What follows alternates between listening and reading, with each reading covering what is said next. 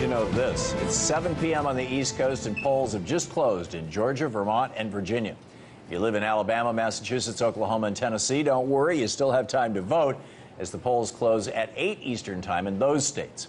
If there's one thing unifying Americans today on this Super Tuesday, it's the fact that they are once again worried about the economy.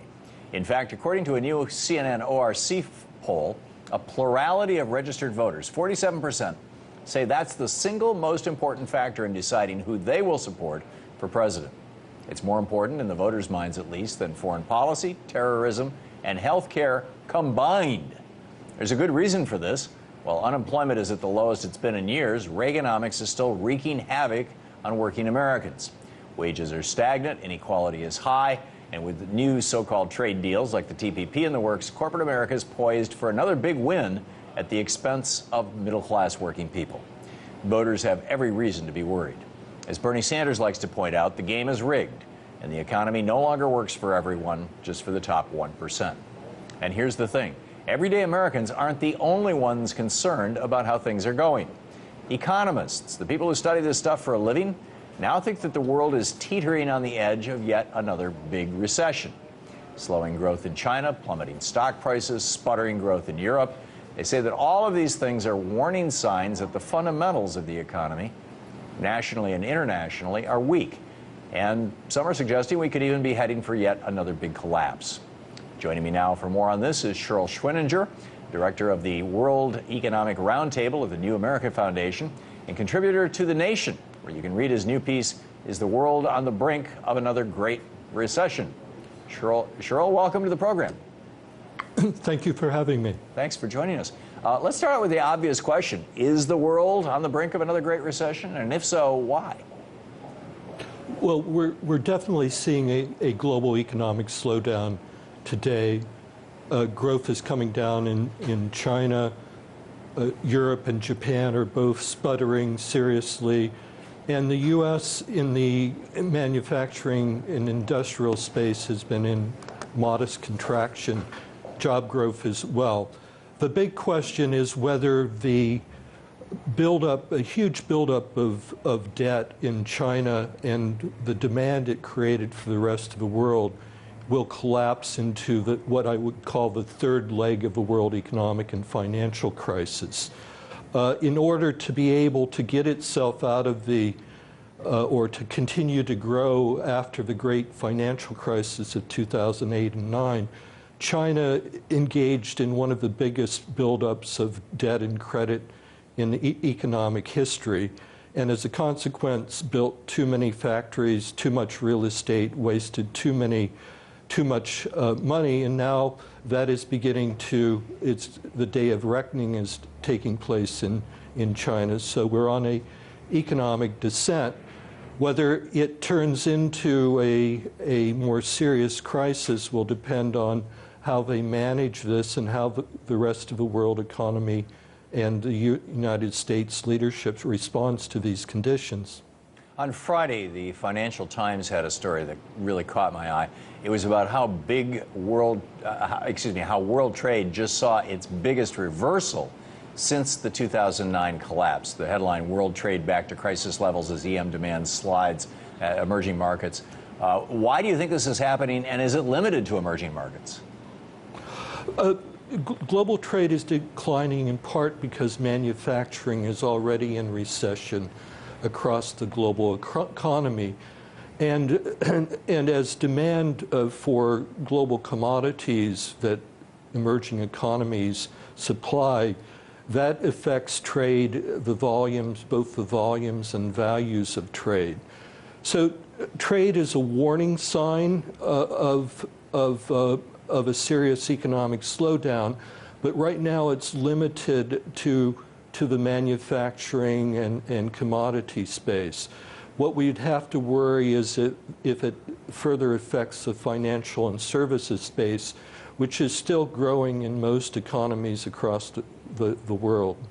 Yeah. What relation to the global economic forces setting us up for another great recession exist in the manner that hit us in 2007, 2008? I mean, are we looking at a repeat of that, or is this a whole different story? Well, each leg of the world financial crisis has its own characteristics. The first leg, of course, was the bursting of the housing and credit bubble, which impacted both the U.S. financial institutions, European banks, but American consumers and households hit them very badly. That morphed into the Eurozone crisis, which went from a private banking and peripheral crisis to a broader European sovereign debt crisis.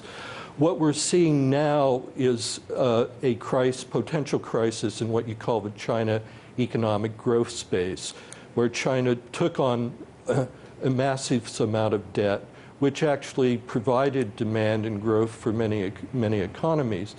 So you're already seeing the effects of a combination that far too much capacity was created to supply materials and commodities to China. At the same time that so you have oversupply, at the same time you have the beginning of the weakening of demand. So the places that will be affected first will be emerging economies, the economies that supplied capital goods to China, and then those financial institutions, a shadow banking system that supplied credit both to the commodity producers, the emerging economies, the oil and gas producers across the globe, because this is where the excesses of debt was created. So the U.S. in some ways will be somewhat, except for the oil and gas space, will be somewhat removed from this.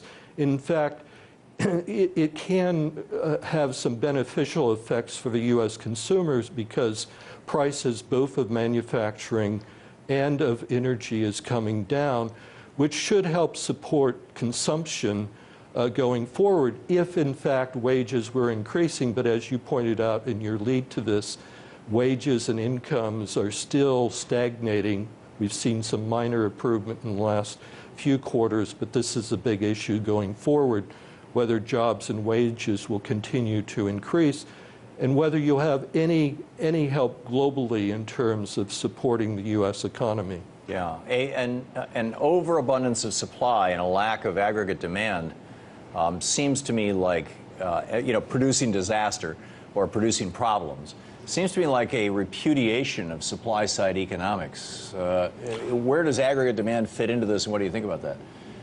Well, you're exactly right. This is a combination of 20 to 30 years of policies, misguided policies, that were aimed at financial liberalization, freeing up capital. At the same time, we did have improvements in productivity growth and supply, but increasingly that combined with the fact that we had more and more producer nations coming into the world economy. We have Europe and Japan and Southeast Asia, and then China came, which emphasized building up large trade surpluses that were somewhat abetted by bad trade deals that the United States did, including the normalization of trade relations with China in the late Clinton period.